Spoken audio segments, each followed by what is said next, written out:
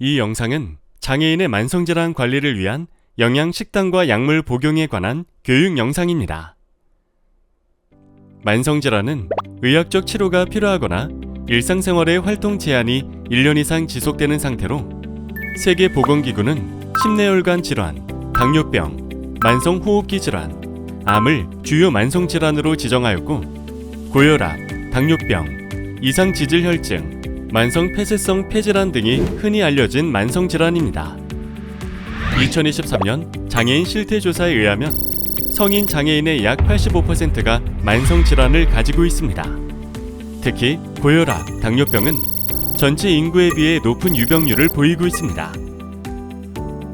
장애인은 평균 2.5개의 만성질환을 갖고 있는데 보유한 만성질환은 고혈압, 이상지질혈증, 당뇨병, 골관절염, 만성통증 등의 순서였고 고혈압은 99%, 당뇨병은 98.8%가 치료를 받고 있습니다.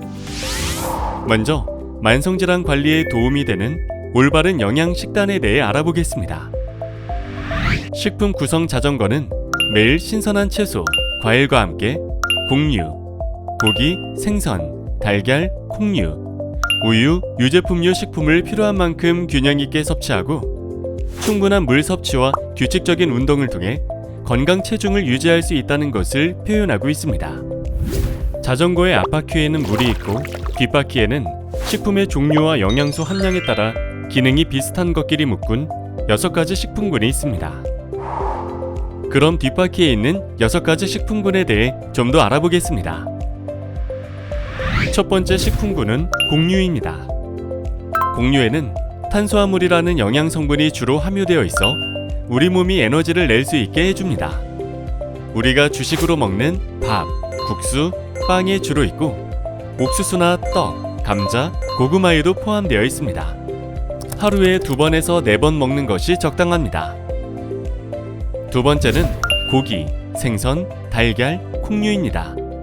단백질이라는 영양 성분을 주로 함유하고 있어 뼈와 근육을 만들고 질병으로부터 우리 몸을 지켜주는 항체를 만드는 데 이용됩니다. 쇠고기, 닭고기, 돼지고기 같은 육류와 각종 생선, 달걀, 두부, 콩류 등이 여기에 해당되고 하루에 3회에서 4회 섭취하는 것이 좋습니다. 매 끼니 한 가지의 고기, 생선, 계란, 콩류를 먹으면 좋겠죠? 세 번째는 채소류입니다. 채소류에는 비타민과 무기질이 풍부하고 변비를 예방해주는 식이섬유소가 많습니다. 또한 고혈압, 당뇨병 등의 만성질환을 예방하는 효과도 있습니다. 매 끼니에 2가지에서 3가지 이상의 채소류를 먹는 것이 좋습니다. 오이나 당근, 시금치, 나물류, 김치, 해조류, 버섯류 등이 채소류에 해당됩니다. 네 번째는 과일류입니다. 수박, 사과, 복숭아, 딸기, 배 등의 과일류에도 채소와 마찬가지로 비타민과 무기질이 풍부하고 변비를 예방해주는 식이섬유소가 많습니다. 또한 고혈압, 당뇨병 등 만성질환을 예방하는 효과도 있습니다. 그러나 당이 많기 때문에 하루 1회에서 2회 정도만 섭취하는 것이 좋습니다. 다섯 번째는 우유 및 유제품류입니다. 우유나 치즈, 요구르트 등의 유제품에는 뼈와 근육을 튼튼하게 해주는 단백질과 칼슘이 많습니다. 하루 1회에서 2회 섭취하는 것이 좋고 저지방 우유를 선택하면 지방 섭취량을 줄일 수 있어 건강에 더 좋습니다.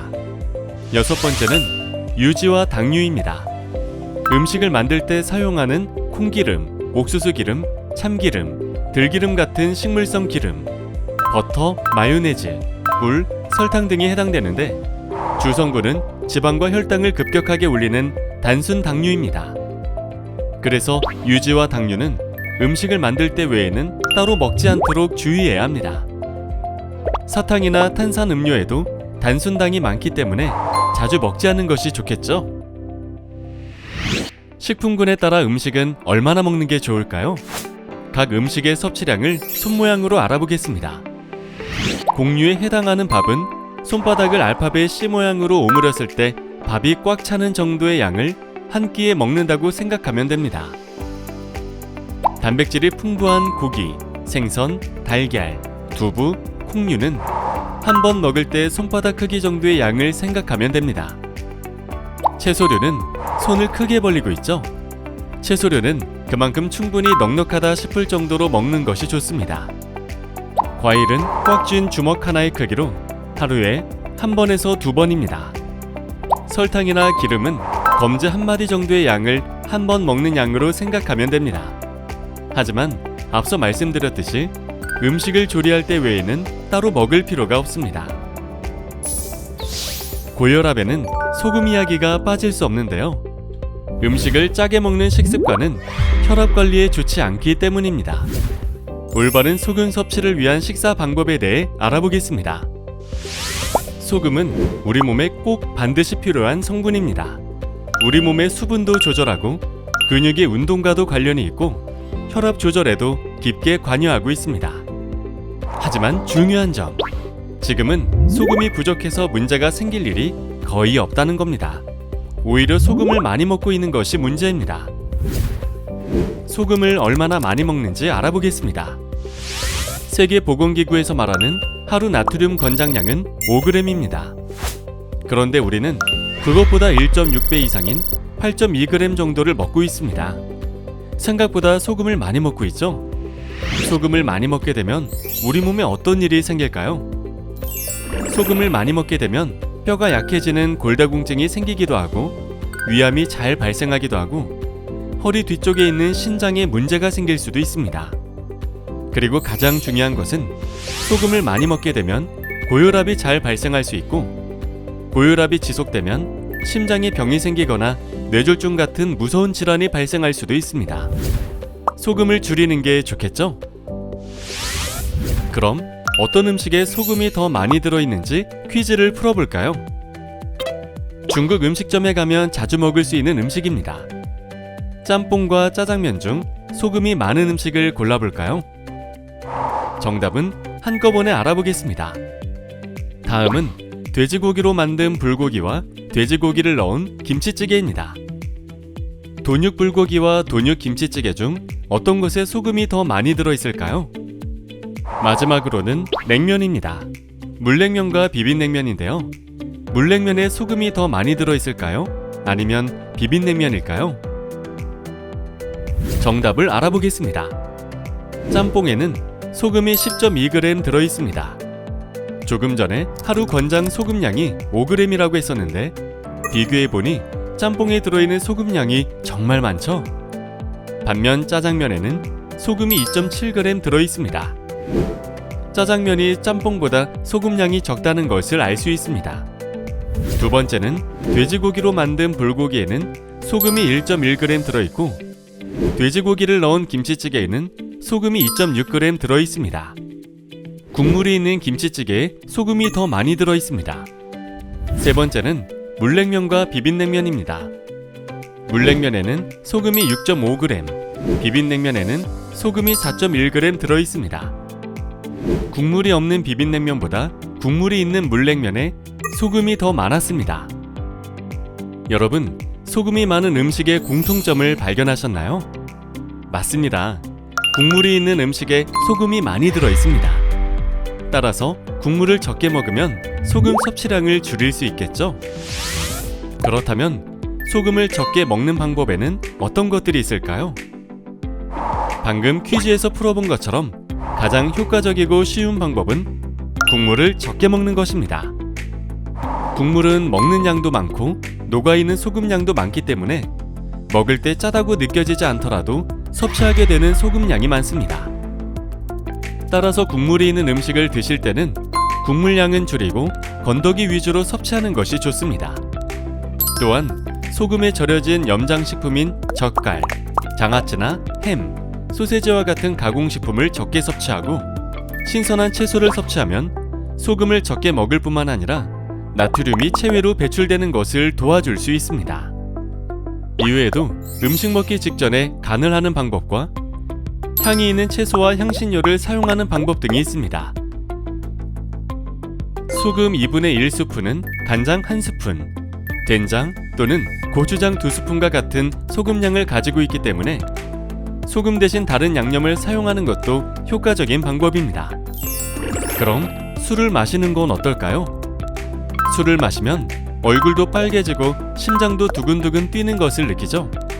최근 연구에 의하면 술은 한 잔에서 두 잔도 건강에 안 좋은 영향을 미치기 때문에 술은 마시지 않는 것이 좋겠습니다. 다음은 혈중 지방 성분이 높아지는 이상지질 혈증을 관리하는 데 도움이 되는 올바른 지방 섭취 방법에 대해 알아보겠습니다. 지방, 즉 기름기가 있는 음식을 섭취할 때는 나쁜 지방 섭취는 줄이고 좋은 지방을 섭취하는 것이 중요합니다. 지방은 나쁜 지방과 좋은 지방으로 나눌 수 있는데, 나쁜 지방은 포화지방이 많은 지방으로 주로 동물성 기름에 많이 있고 간에서 콜레스테롤 합성을 높이고 체지방도 몸에 잘 쌓이게 합니다. 주로 소고기, 돼지고기의 비계, 닭고기, 오리고기의 껍질, 버터 등에 많이 들어 있습니다. 쉽게 구분하는 방법은 실온에 두었을 때 하얗게 굳어지는 기름을 생각하면 됩니다. 반면 좋은 지방은 불포화 지방산이 많은 지방으로 식물성 기름을 생각하면 됩니다. 혈액 내 콜레스테롤을 낮춰주는 효과가 있습니다. 실온에서도 물처럼 흔들거리는 특징이 있으며 식물에서 나오는 기름이 해당되기 때문에 올리브유, 땅콩류, 콩기름, 들기름 등이 있고 견과류와 등푸른 생선에서 나오는 어유도 해당됩니다. 나쁜 지방인 동물성 지방은 피하고 식물에서 나오는 지방은 섭취하는 것이 좋겠다는 생각이 들겠죠? 그렇다면 식물성 지방은 많이 섭취하는 것이 몸에 좋지 않을까요? 나쁜 지방 대신 좋은 지방 위주로 섭취하는 것은 맞지만 좋은 지방도 많이 먹게 되면 결국 나쁜 지방처럼 체내에 쌓이게 됩니다. 좋은 지방이라도 많이 먹지 않도록 주의해야 합니다. 올바른 지방 섭취 방법에 대해 알아볼까요? 고기를 먹을 때는 하얗게 보이는 비계는 떼고 먹는 것이 좋습니다. 여러분들이 좋아하는 과자나 빵, 라면 등에는 함유나 버터 같은 나쁜 지방이 많이 들어 있습니다. 몸에 좋지 않은 과자나 빵, 라면은 적게 먹는 것이 좋겠죠? 등푸른 생선에는 우리 몸에 좋은 지방이 많이 들어 있습니다. 등푸른 생선도 일주일에 2번에서 3번 정도 먹으면 좋답니다. 우리 몸에 영향을 주는 지방으로 콜레스테롤을 빼놓을 수가 없는데요. 콜레스테롤은 동물의 세포막을 만들고 유지하며 호르몬 구성에 필수적인 영양소이지만 동물성 지방이나 가공식품에 함유된 콜레스테롤을 과량 섭취할 경우 심내혈관 질환을 유발할 수 있습니다. 올바른 콜레스테롤 섭취 방법에는 어떤 것들이 있을까요? 콜레스테롤은 육류의 간 등 내장육에 많이 포함되어 있으며 알류 중에서도 노른자에 많습니다. 계란은 노른자 포함해서 하루 1개에서 2개 이하로 섭취하는 게 좋고, 버터, 쇼트닝 등이 많은 튀긴 밀가루 음식 섭취를 줄이며 우유나 유제품은 저지방 또는 무지방으로 섭취하는 것이 좋습니다. 또한 야채에 많은 식이섬유는 콜레스테롤이 몸 밖으로 잘 배출될 수 있게 도와주기 때문에 야채를 충분히 섭취하는 것이 좋습니다. 트랜스 지방에 대해 들어보셨나요? 트랜스 지방은 지방 중에서도 가장 나쁜 지방이라고 생각하면 됩니다. 그만큼 우리 몸에 나쁜 영향도 많이 미치겠죠?